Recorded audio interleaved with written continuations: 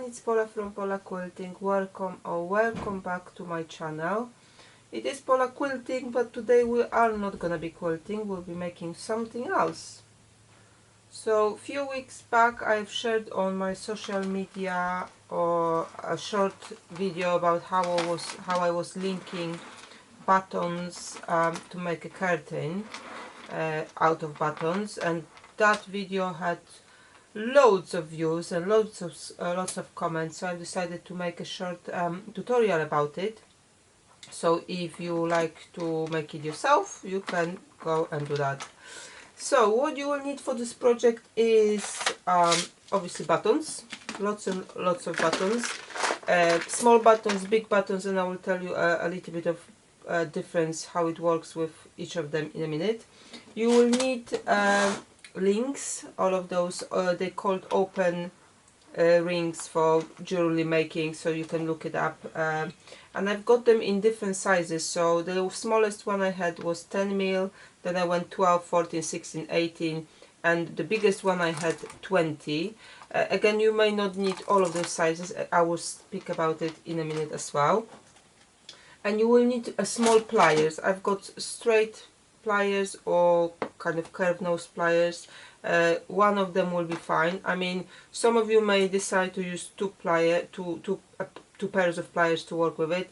I somewhat cannot work with both, so I just use one pair of pliers, and I will show you how I do that. So one of those is what you need. I've got here different types of rings. So let's talk about the buttons. So if you want to go with big buttons or mix them up, bigger and smaller, you will need at least few different sizes of the rings, because you will need obviously have a ring that will go into the buttonhole, and then give you a little bit of space to put another ring to link them together.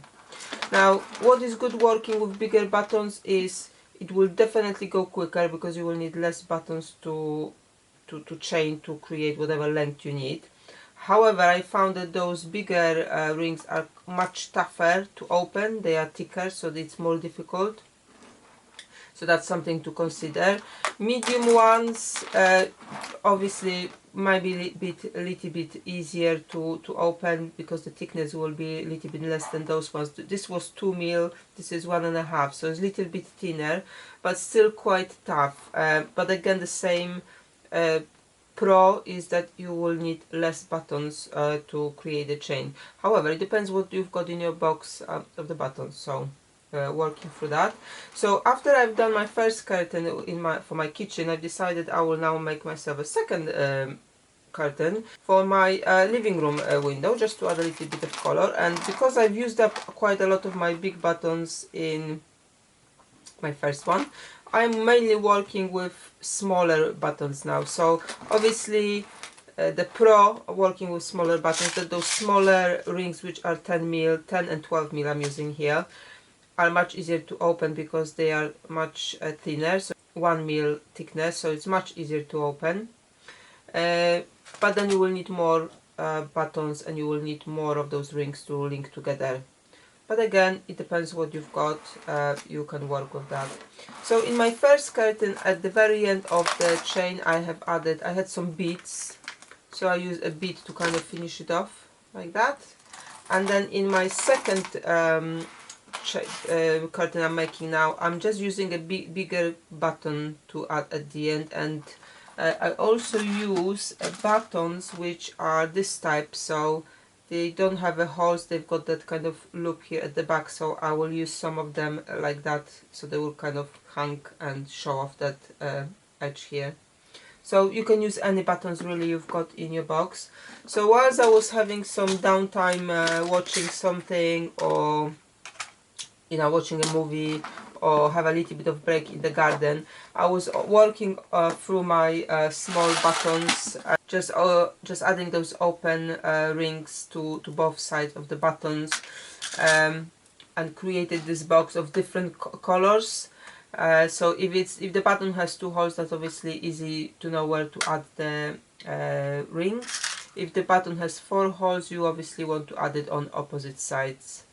You also may have something else you would like to add to your chains. If you want to and you have something. So I have had a broken pearl necklace, so those are not obviously actual pearls, just some beads that look like a pearl. And I had some with this box where I bought it with some random stuff on, probably in the scrap store. I have the things that are used to make a jewelry, so I kind of use it to make those. They're not, you know, beautiful as such. Those ends are, I've just kind of tried to loop it to make a hook for the other end to go through it. I never did a jewelry before, so I'm not very proficient in using tools and making those things. But I think, you know, if you look from afar, it will be fine. It kind of works the same like when I'm doing the quilt. If I cannot, you know, see it from that distance, it's good to go. So I'll be using those as well in my design. Now, because like I said, when I had some downtime, I was working with those and kind of put them already, and they are ready for like next step to link them together. And you can do that if you like. The other method I was using instead of doing that is I have a mix of the buttons, and I would first make one chain to the length I want, more or less. And I'm saying more or less because your buttons are not the same, so it will be hard to work out every chain to be exactly the same length. You probably can do if you want to play around with different size of those linking hoops, if you want to match up the length of the overall one. So it's doable, but I'm not that bothered with it. I'm not bothered if some of them are a little bit longer than others. So I've made one of them, and I've counted how many of the buttons I need to kind of be more or less where I want to be with the length.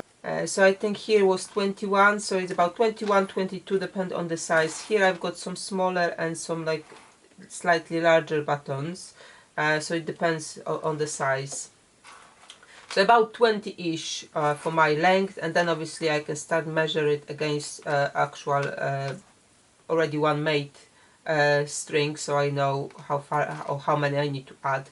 So I would start from having some of my buttons and pick 20 of different colors and kind of line them up how I see them to be, different colors.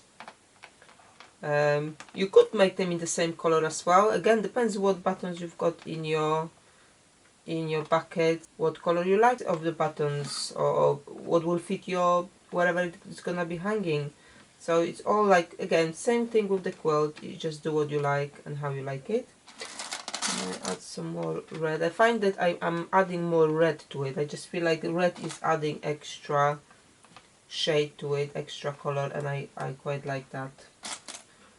Some yellow, so I've got 1, 2, 3, 4, 5, 6, 7, 8, 9, 10, 11, 12, 13, 14, 15, 16, 17. So I need about 3 more here.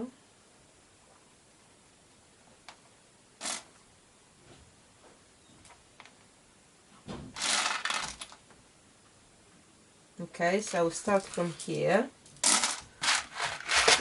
So I've got my buttons kind of lined out in the order how I like to have them later hanging. And it's now time to add my open rings. And so this is now when I need my pliers. And these ones are 10mm rings, and I will also have a little bit of those 12mm ones. Just a few of the buttons are slightly bigger, and they probably could go with the 10mm, but you know, you can add a little bit of bigger ones as well just to mix it up. So I will just go from the first one, and first thing I will do is literally just add those hoops in each of the buttons.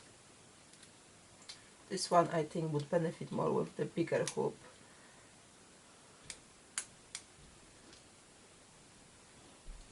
So let's take this one. So I'm grabbing my hoop with my pliers. The open part is here at the top. I'm holding with the pliers and I'm just pushing with my finger. So normally I think the people who kind of know more about how to work with those things would just use pliers to open it up both sides. I cannot work it out with my left hand, so I'm just using my finger. I will push the hoop through, and then here it's other way around. I'm holding with my hand and I will push with the plier, and just to make sure I will close that hoop again here. So let's just repeat. So here I'm holding with the plier, pushing with my finger, and here opposite I'm holding with my fingers and I'm pushing with the pliers. So I will go through all of that batch here, and I will do the same thing.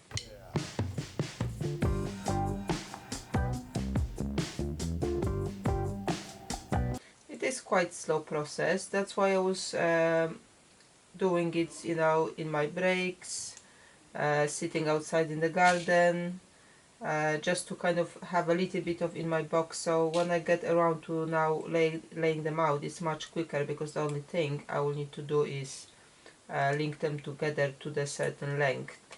So just FYI, there are some things we like to do in front of TV when we're quilting as well, like even hand stitching some blocks, but for me most of the times it will be adding the binding. I like to add it by hand on the to finish it off, so equivalent of that in this project will be actually adding those hoops for my buttons.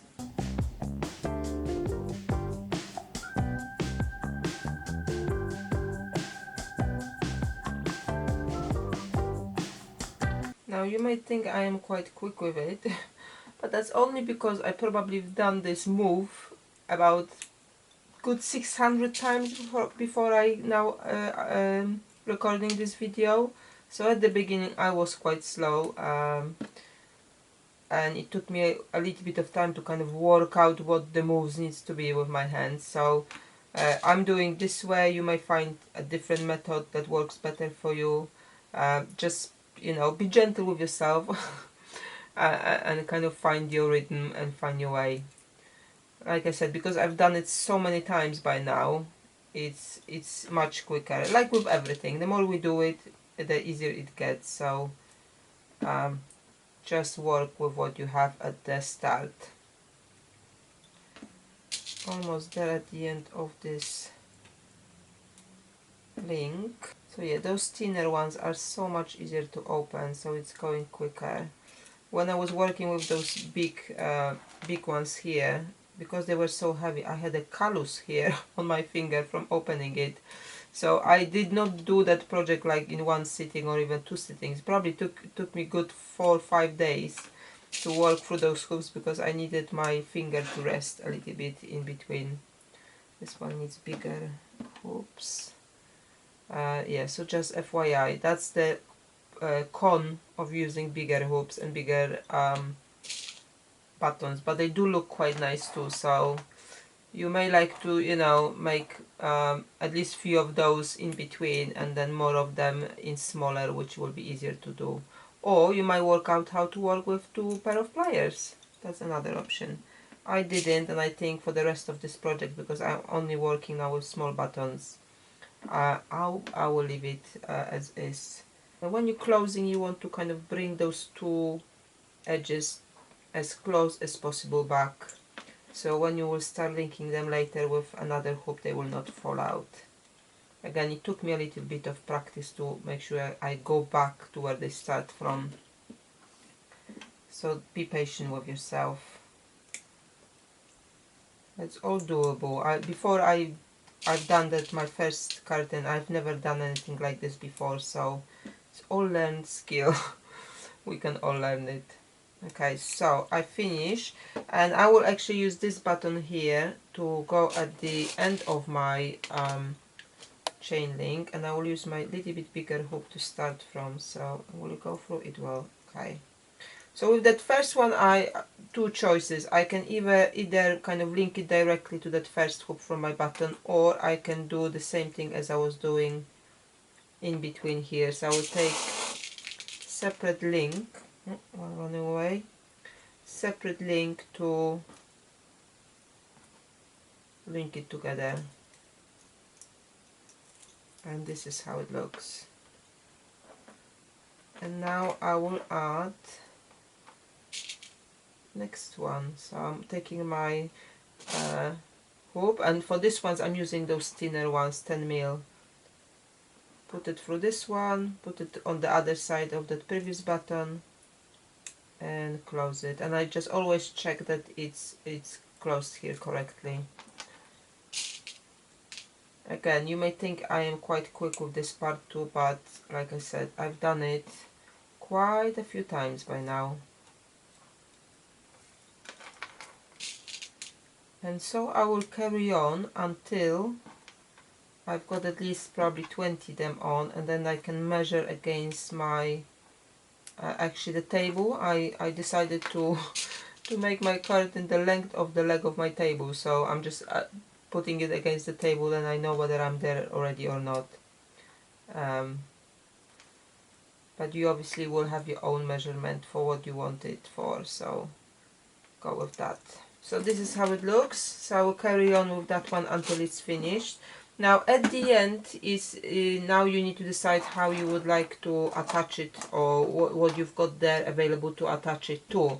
So in the kitchen, because I had the previous piece of net there, I had those hooks you can see on the picture now. So I just used the 20 mm extra hook to just clip it to it, and that will work fine. This is just what they're hanging on is just simple rod, which is that expanding rod that you can adjust it to the width of the window or wherever you're putting it. Here in the living room, I actually bought a curtain, shower curtain rod, so it's a bit thicker, but that's because the window is much wider and I wanted to make sure it's not bending somewhere in the middle.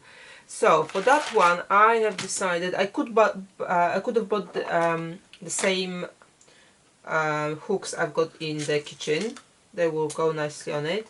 But I did, when I was still kind of planning making some stuff, I don't know, years ago, I bought this chain. So I decided to use this to attach it to my rod. So I have measured what length of it I need to have to go around my rod. And then I will just use, as previously, one of those links here to clip it together on both sides.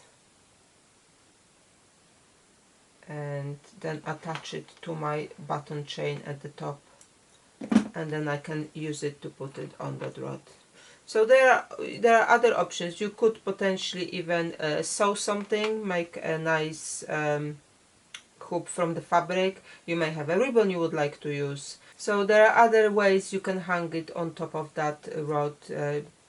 Depend what you've got, and depend how much money you want to spend, because obviously buying either the chain, if you don't have anything at home already, will cost you some money, and buying the clips like I've got in the kitchen will cost you some money, but if you may have some of the ribbon at home already, you can use that. So it really depends what you've got and how much money you want to spend on this project. But as you can see, it's not that complicated. It's just going to be a little bit of time consuming to put as many as you need to make it nice and as dense as you like as well. Like in the kitchen, because I'm using bigger buttons, I've spaced them out a little bit more. In the living room with the smaller buttons, I'll probably go a little bit denser to cover that space. But again, it depends what you like. You may just like to have a little bit of it to add a little bit of color, because once the light go through it, it really makes a nice decoration. So here you can see the finished project in my kitchen, and here you can see also what my work in progress in the living room looks like. I will post more pictures as I'm progressing on my social media, so you can follow me and see how it went. If anyone of you managed to make one, please share it with me, either tag me on your social media or send me some pictures. I would love to see those. If you're not on my newsletter yet, please do sign up. I do send some extra information on the newsletters, extra ideas and the progress work, so if you're interested to see how it's going, please sign up. I hope you enjoyed this very quick tutorial, and I look forward to see your work. And See you next time.